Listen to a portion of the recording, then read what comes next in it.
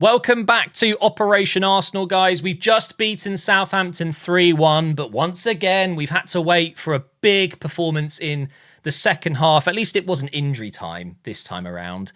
But we went 1-0 down. We had a massive wake-up call, and then we've scored 3 fantastic goals to win the game. And I'm sure all eight City fans would have been looking at the current scores and seeing that Southampton were winning and thinking, oh, it could be a good day for us. Even though they were struggling against Fulham today, they got their win, but so did we.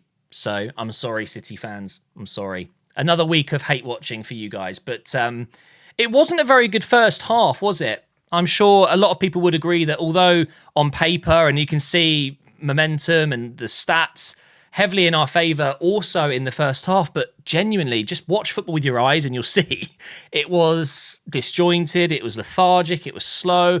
It looked like no matter how long we would be on that pitch, we weren't going to concede, but we weren't going to score. It was just destined to be 0-0. That's what it felt like. And we had a moment.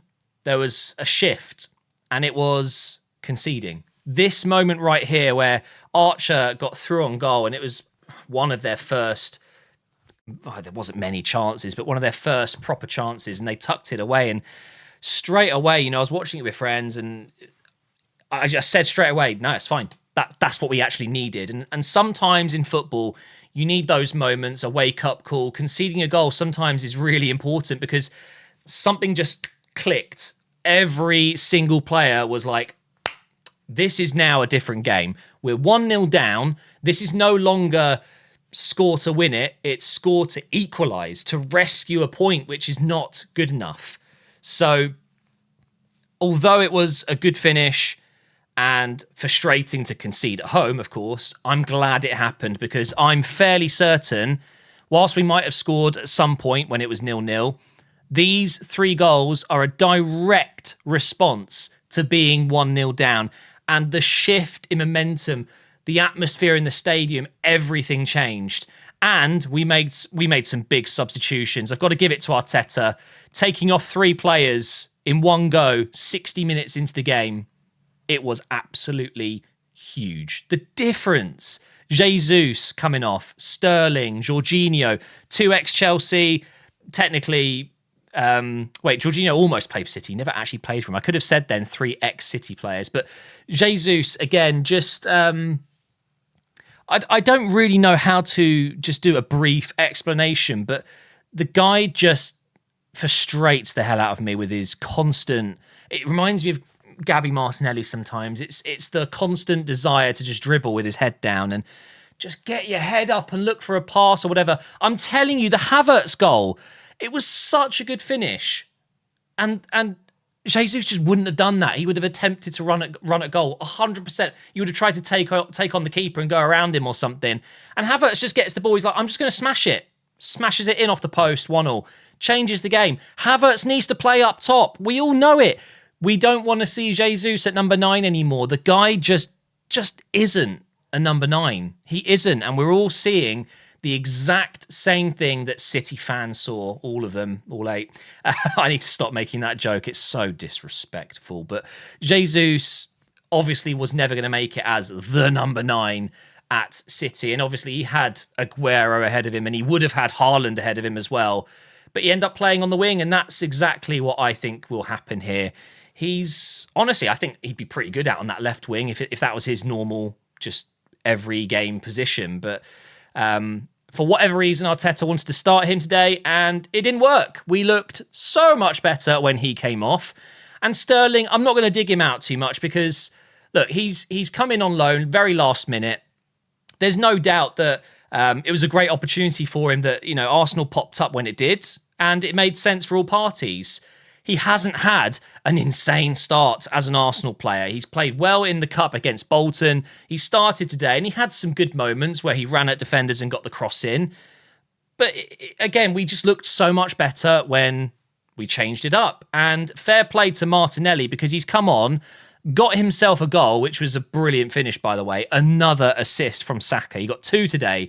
The Havertz goal and then Martinelli's goal as well. What a cross. But Martinelli with confidence is the player we want. There is nothing more I would love than to see Martinelli succeed and have another incredible season like he did a couple of years ago. When he doesn't have confidence, when he's not feeling it, he's a passenger.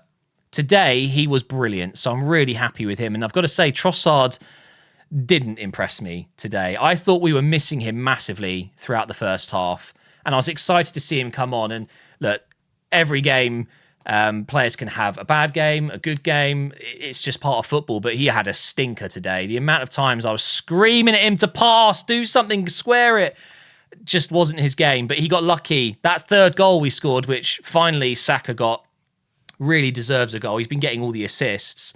Very, very lucky, because Trossard had lost the ball when he could have easily squared it across to, I think it was Martinelli, but the ball's just landed at Saka's feet, so got lucky there.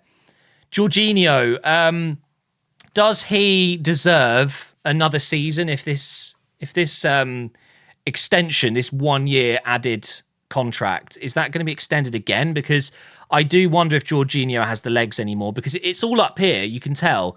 And I would always say, well, it's kind of a luxury player at home type player now. I think when you've got the ball, Jorginho's great, but as soon as you lose the ball, when you get hit on the transition, he's a little bit slow. So I'm not convinced that Jorginho is worth having in the team.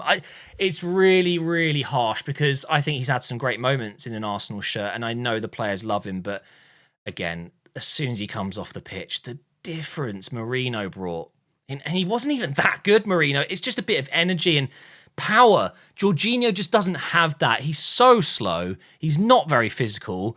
Superb passer of the ball. Very calm, intelligent. Join as a coach next season. That's what I would like. Defensively, I thought Calafiori was brilliant again. Partey playing at right back, just like the old days at Atletico Madrid when he used to play there sometimes. He did a great job, absolutely fine. But at the end of the day, we're playing against Southampton. They weren't really going to put too much pressure on Partey, were they? Saliba and Gabriel, I mean, average for their standards, I would say. It wasn't great defending for their goal. And Raya had some good moments. It was great to see Tomiyasu back. Always happy to see him on the pitch. I do like him. Kivior coming on late for Calafiori, but I think I think he's done it. And by done it, I mean he's our left back. I think he's already done it. He's almost undroppable now. I just think Calafiori brings so much down that left side. And I called it. I knew it. People say he'll come in as backup to Gabriel, and I'm there thinking, no, he won't. I can see what Arteta wants. Why do you think Ben White ended up as a right back? He just wants physical presence. He wants centre-backs at wing-back. Just tall, strong, fast players, and Calafiori has everything. And it's just an added bonus that he's hit the ground running and he scored against City. He's a really, really good asset to have. I think all in all, it was a poor display in the first half, but a much, much better performance as soon as we got that wake-up call. And now it's just a case of, let's not need the wake-up call. Let's just play. As soon as the whistle goes, let's play. Let's talk about Russell Martin's team, because we saw Ramsdale back at the Emirates today, which was quite nice. We saw moments of why Ramsdale was dropped from Arsenal's first team. We saw why he was sold. Just moments of madness, passing the ball out when maybe he shouldn't. I swear he's lost the ability to kick the ball like he used to. There's so many bobblers and just generally poor decision-making when trying to play out from the back. He's a good shot stopper. He made some good saves, but also on the 3 goals, maybe could have done better on a couple of them. But in general, I just don't think Ramsdale was ever going to displace Raya. He's just a better goalkeeper. And I've seen the interview before, and Ramsdale was really polite, really respectful, professional. He's a really good guy, and I wish him all the best. And I've got a really bad feeling that Southampton will go down and he's going to end up as a champ player. I mean, there's nothing wrong with that, but to think Ramsdale was flying high just a season or two ago, number 1 for Arsenal, getting into the England setup, and now he's not even in the top 5 potentially for England, and he might end up in the Championship. I'm hoping he's got a release clause in there, relegation clause.